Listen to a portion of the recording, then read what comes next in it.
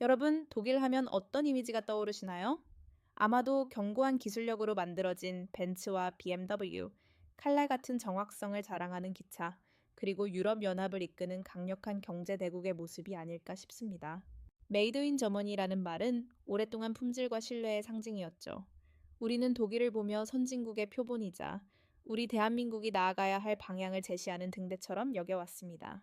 하지만 여러분이 알고 있는 그 독일은 어쩌면 완벽한 환상일지도 모릅니다. 지금부터 제가 여러분께 보여드릴 독일의 민낯은 당신의 상상력을 훨씬 뛰어넘을 겁니다. 상상해보세요. 겉으로는 번지르르한 최고급 세단인데 시동을 걸면 삐걱거리고 에어컨은 고장나 있고 심지어 내비게이션마저 엉뚱한 길을 가리키는 상황을요. 지금 독일의 현실이 딱 그 꼴입니다. 유럽의 병자라는 오명을 다시 뒤집어쓰고 있는 독일. 대체 무엇이 이 견고했던 나라를 이토록 흔들고 있는 걸까요? 우리는 오늘 독일이라는 거대한 톱니바퀴가 어떻게 녹슬기 시작했는지 그 숨겨진 이야기들을 파헤쳐 보려고 합니다. 이 이야기는 단순한 한 나라의 몰락담이 아닙니다. 세계 경제의 흐름과 우리의 미래를 이해하는 데 있어 결코 놓쳐서는 안 될 중요한 교훈이 담겨 있습니다. 당신이 독일 자동차를 사랑하든 아니면 그저 유럽의 한 나라로만 생각했든 오늘 이 이야기는 당신의 고정관념을 산산조각 낼 것입니다. 자, 이제 지식의 소용돌이 속으로 함께 뛰어들어 독일의 진짜 얼굴을 마주할 준비가 되셨습니까? 독일 경제는 오랫동안 유럽의 심장이자 엔진 역할을 해왔습니다. 특히 제조업은 독일의 자존심 그 자체였죠. 기계, 자동차, 화학, 정밀기기, 메이드 인 저머니 딱지가 붙은 제품들은 전 세계 어디서든 최고의 대접을 받았습니다. 하지만 이제 그 엔진은 녹슬기 시작했습니다. 아니, 어쩌면 엔진 자체가 멈춰 설 위기에 처했다고 해도 과언이 아닙니다. 가장 먼저 독일을 강타한 것은 바로 에너지 대란입니다. 러시아 우크라이나 전쟁 이후 러시아산 저렴한 가스 공급이 끊기면서 독일은 엄청난 에너지 비용 폭탄을 맞았습니다. 여러분, 에너지 비용은 공장의 생산 단가와 직결됩니다. 화학 공장은 가스를 원료로 쓰기도 하죠. 상상해 보세요. 공장을 돌릴 때마다 엄청난 적자가 쌓인다면 과연 그 공장을 계속 운영할 수 있을까요? 바이세프 같은 세계적인 화학 기업들이 독일 내 생산을 줄이고 해외로 눈을 돌리는 이유가 바로 여기에 있습니다. 더 이상 독일에서는 돈을 벌 수 없다는 비명이 여기저기서 터져 나오고 있는 겁니다. 한때 세계 최고의 경쟁력을 자랑하던 독일의 화학 산업은 이제 고사 직전이라는 경고음까지 들려오고 있습니다. 자동차 산업은 또 어떻습니까? 독일의 상징이자 자부심이었던 벤츠, BMW, 폭스바겐, 이들은 내연기관 시대의 왕자들이었습니다. 하지만 전기차 시대로의 전환은 생각보다 더디고 고통스럽습니다. 테슬라를 필두로 한 신흥 강자들이 빠르게 치고 올라오는 동안 독일 자동차 회사들은 기존의 성공 방식에 갇혀 혁신에 뒤처졌다는 비판을 받고 있습니다. 마치 스마트폰 시대에 노키아가 그랬던 것처럼 말이죠. 한때 기술의 정점이라 불리던 독일의 자동차 산업이 이제는 변화에 둔감한 공룡으로 전락할 위기에 처한 겁니다. 전기차 전환에 필요한 핵심 부품이나 배터리 기술에서도 한국이나 중국에 비해 경쟁력이 떨어진다는 평가까지 나오고 있으니 이쯤 되면 독일의 자존심은 땅바닥에 떨어진 수준이라고 봐야겠죠. 여기에 또 하나의 거대한 그림자가 드리워져 있습니다. 바로 중국입니다. 독일 경제는 지난 수십 년간 중국 시장에 깊이 의존해 왔습니다. 값싼 중국산 부품을 수입하고 중국의 완제품을 수출하며 막대한 이익을 얻었죠. 하지만 미중 갈등이 심화되고 중국 경제 자체가 흔들리면서 이 중국 리스크가 독일의 발목을 잡기 시작했습니다. 중국 시장에서의 판매 부진은 독일 기업들의 실적 악화로 직결되고 중국 의존도를 줄이려 해도 이미 너무 깊이 얽혀 있어 쉽지 않은 상황입니다.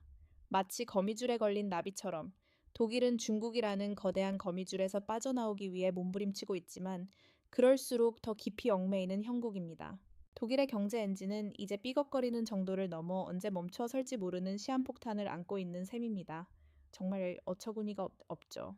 세계 최고의 경제 대국이라던 독일이 이런 상황에 처할 줄 누가 상상이나 했을까요? 경제적 어려움은 사회 전반으로 그 그림자를 드리웁니다. 독일 사회는 지금 겉으로 보기에는 평온해 보이지만 그 속에서는 깊은 균열이 진행되고 있습니다. 그 균열의 시작점 중 하나는 바로 난민 문제입니다. 이 2015년 이후 독일은 앙겔라 메르켈 총리의 개방적인 정책 아래 수많은 많은 난민을 받아들였습니다. 인도주의적 관점에서는 칭찬받을 만한 결정이었지만 사회적 통합 과정은 결코 순탄치 않았습니다. 수백만 명의 난민이 짧은 시간 안에 유입되면서 주거, 교육, 고용 등 사회 인프라는 엄청난 압박을 받았습니다. 언어와 문화의 장벽은 높았고 이질적인 문화 간의 충돌은 피할 수 없었습니다. 특정 지역에서는 범죄율이 증가하고 기존 주민들과의 갈등이 심화되면서 사회적 불만이 고조되기 시작했습니다. 상상해 보세요. 당신이 살던 동네가 갑자기 낯선 사람들로 가득 차고 당신의 생활 방식과 다른 문화가 충돌하는 상황을요. 혼란스럽고 불안하지 않겠습니까?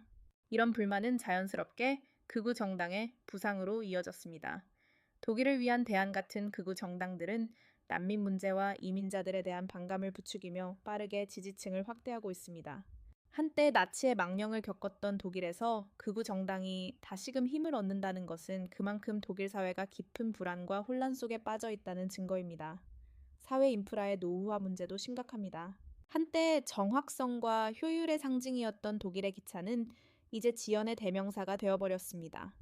독일 철도의 열차들은 정시 운행률이 엉망이고 툭하면 고장나거나 연착됩니다.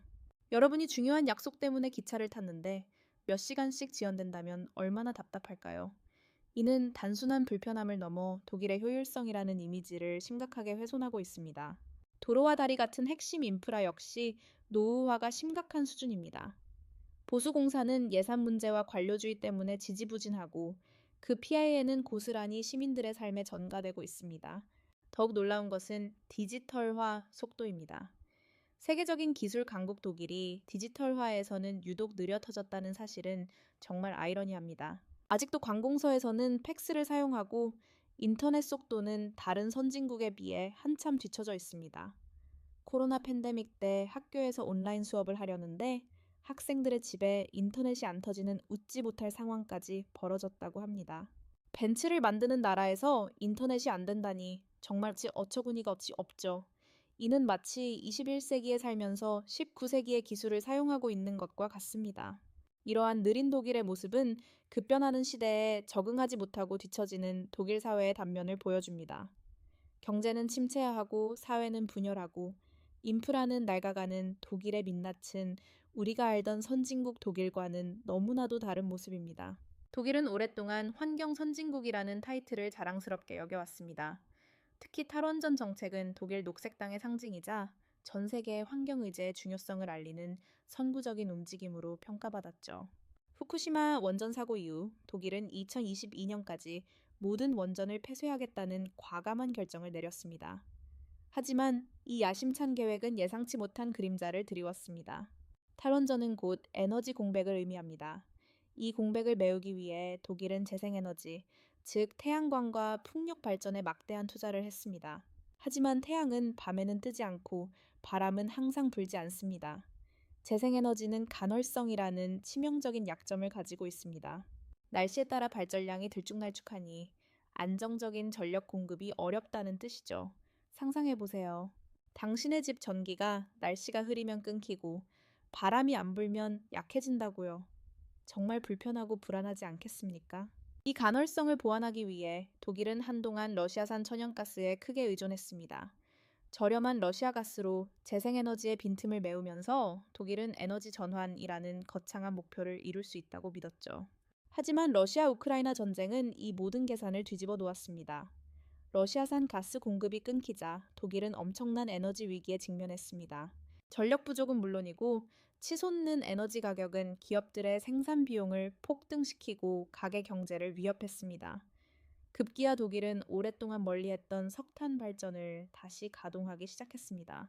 심지어 폐쇄하기로 했던 원전의 가동 중단 시기를 연장하는 총극까지 벌였습니다.